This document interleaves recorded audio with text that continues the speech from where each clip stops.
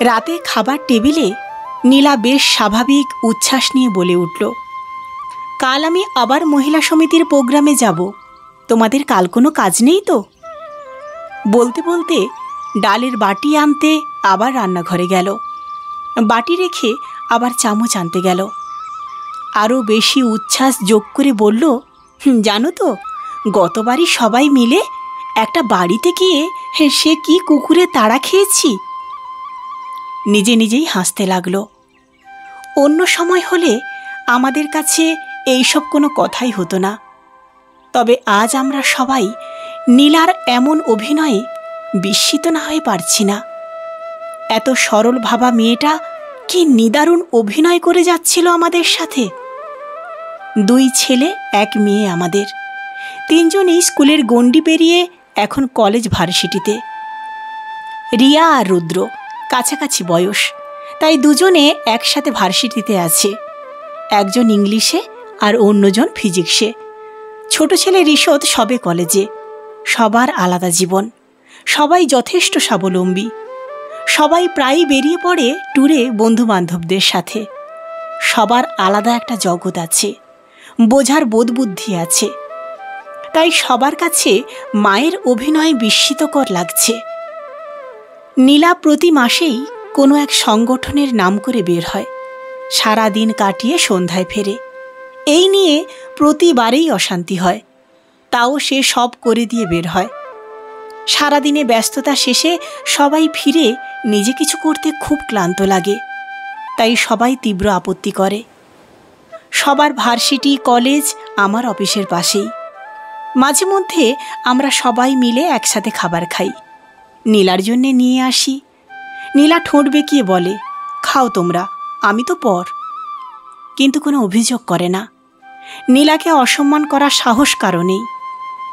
গত সপ্তাহে নীলার বান্ধবী রাবেয়া আমাদের সবাইকে রেস্টুরেন্টে দেখে এগিয়ে আসে। সবার কুশলাদি জিজ্ঞেস করে বলে, নীলা কোথায় থাকে আজকাল?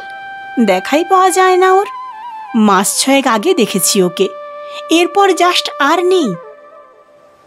রিয়া প্রথমেই ব্যাপারটা ধরতে পারে। আমরা বেফাস কিছু বলার আগেই সে বলে, মাকে আপনাদের সংগঠনে নিয়ে নিলেই তো পারেন। প্রতি মাসেই তো একবার নাকি গেট টুগেদার করেন। রাবেয়া ঠোঁট বেঁকিয়ে বলে, ও তো আমাদের মেম্বার আছে, তবে কেমন যেন নিজেকে মেলে ধরতে পারে না ও। এতগুলো বছর বন্দি কাটিয়ে নিজেকে অ্যাকুরিয়ামের মাছ ভাবে। সমুদ্রে তার বিশাল ভীতি। যাই হোক, একবার দেখা করতে বলো ওকে। আমরা সবাই সেদিন থেকে অদ্ভুত মানসিক অশান্তিতে যাচ্ছি। আমি নীলার সব কিছু চেক করতে লাগলাম, কিন্তু এত চালাক নীলা কিভাবে হলো বুঝতে পারছি না। কোথাও কোনো ক্লু নেই। আমার বা বাচ্চাদের সবার মনে অদ্ভুত বিচ্ছিরি রকমের অনুভূতি। এই বয়সে ওদের সাথে মাকে নিয়ে পরকীয়ার ভীতিটা প্রদর্শন করতে বেশ লজ্জায় পড়তে হচ্ছে আমায়। এখনো সবাই একে অপরের দিকে তাকাচ্ছে। আমার লজ্জায় চোখের পানি আসছে। নীলা মাছের টুকরো সবার প্লেটে দিতে দিতে বলে, এইবার ওরা বায়না ধরেছে, আমাকে পিৎজা খাওয়াতে হবে। এরপর আস্তে করে বলল, পারলে কিছু টাকা দিও। আমি কোনো কথা না বাড়িয়ে টেবিল ছেড়ে উঠে ওর হাতে 4000 টাকা দিলাম। আর ভাত খেলাম না। ও বেশ অবাকই হলো, কিন্তু খুব খুশিও লাগছে। আর সবার অদ্ভুত জ্বালা হচ্ছে নীলার এই হাসিটা দেখে।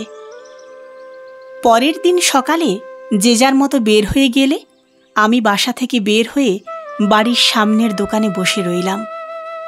আধ ঘন্টা পর নীলা বের হলো। প্রথম দেখায় ওকে রিয়া মনে হলো।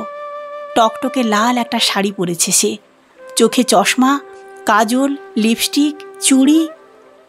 ঘরে সাধারণ কাপড় আর বাইরে ভারী শাড়ি পরে মধ্যবয়সী নীলাকে সদ্য ভার্সিটিতে পা দেওয়া মেয়ে মনে হচ্ছে।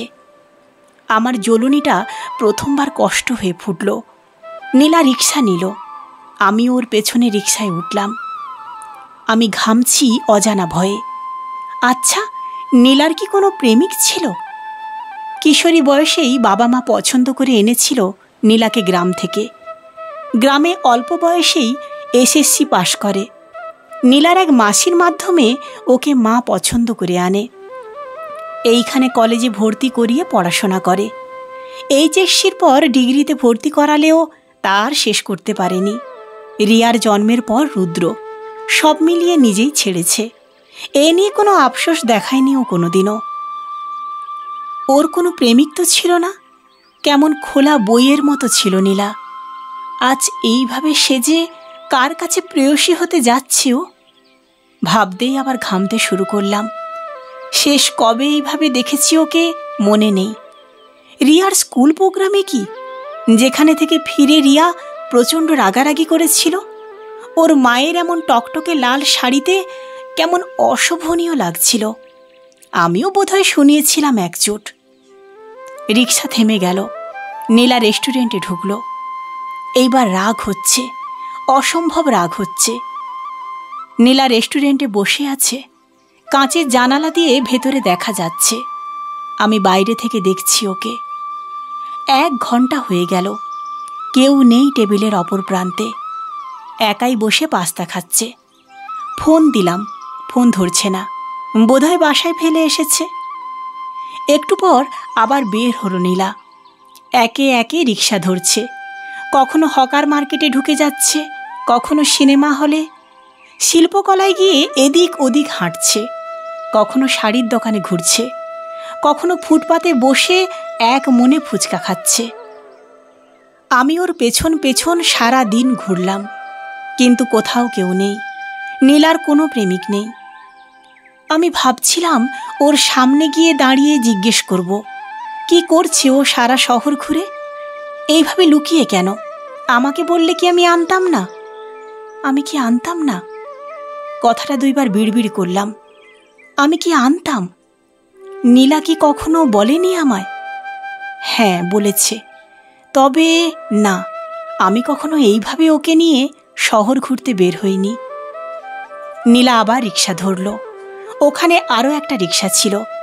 আমি ডাক দিতেই খেয়াল করলাম আরও 3টা শব্দ ভেসে এলো। পরিচিত স্বর। স্বরগুলো আমার 3 সন্তানের। তারাও কি মায়ের পিছু নিয়েছিল? 4 জনেই লজ্জা পেলাম। এতক্ষণে সবাই বুঝে গিয়েছি নীলা কারো সাথে দেখা করতে বের হয় না। সবাই নিঃশব্দে আবার নীলার পিছু নিলাম। প্রায় সন্ধ্যা নেমে আসার আগের গোধূলি এখন। নীলার শেষ রিক্সা গিয়ে থামল এক পার্কে। আমরা ভেতরে গেলাম। নীলা এদিক ওদিক হেঁটে একটা বেঞ্চে বসল। হঠাৎ নীলা মুখে হাত দিয়ে কান্না করতে শুরু করল। আশেপাশের সব মানুষ একবার ফিরে তাকালো, কেউ কিছু বলল না। এই কান্না নীলা কারোর জন্যে কাঁদছে না, হয়তো নিজের জন্যে কাঁদছে, কিংবা আমাদের সবার অবহেলা ওকে কতটা একা করে দিয়েছে তার তীব্র আর্তনাদে এইটা। আমাদের সবার চোখে কান্না জমে গেল। রিয়া সামনের দিকে এগিয়ে যেতে চাইলে আমি ওকে আটকালাম। আমরা ওর পিছু নিয়েছি, সেটাও জানলে কান্নাটা অভিমান সরিয়ে কষ্টের জায়গা করে নেবে। নীলা আবার দ্রুত উঠে দাঁড়িয়ে গেল। টিকিট কেটে এগিয়ে গেল বড় দোলনার দিকে। ছোট বড় অনেকে চড়ছে, নীলাও চড়ল। এতক্ষণের কান্নাটা আর নেই। দোলনাটা চলতে শুরু করেছে, ঘুরতে শুরু করেছে। সবাই চিৎকার করতে লাগলো খুশিতে, নীলাও করছে। বাতাসের সাথে পাল্লা দিয়ে উড়ছে ওর লাল শাড়ির আঁচল। নীলা হাসছে, হি হি হাহা করে হাসছে, আর আমাদের নিঃশ্বাস বন্ধ হয়ে আসছে। নিজেদের বড্ড অপরাধী মনে হচ্ছিল। মনে হচ্ছিল নীলা আমাদের জগতে জায়গা না পেয়ে নিজেই আলাদা জগৎ বানিয়ে নিয়েছে। সে জগতে আমাদের ঠাঁই নেই। নীলা আমাদের এতটাও যোগ্য ভাবছে না যে ওর ইচ্ছেগুলোর কথা আমাদের জানাবে। এমন হাজারো নীলা প্রতিদিন নিজের জগৎ একান্ত নিজের করে নিচ্ছে, যাদের জগৎ বানাতে গিয়ে নিজের জগৎ হারিয়ে ফেলে। তবে সে জগতে নিজেরই ঠাঁই থাকে না। এমন নীলাদের জন্যে বোধহয় দরকার এমন ছুটির দিন, নীলার ছুটির দিন। কলমে দোলনা বড়ুয়া তৃষা, পাঠে আমি সুদীপ্তা।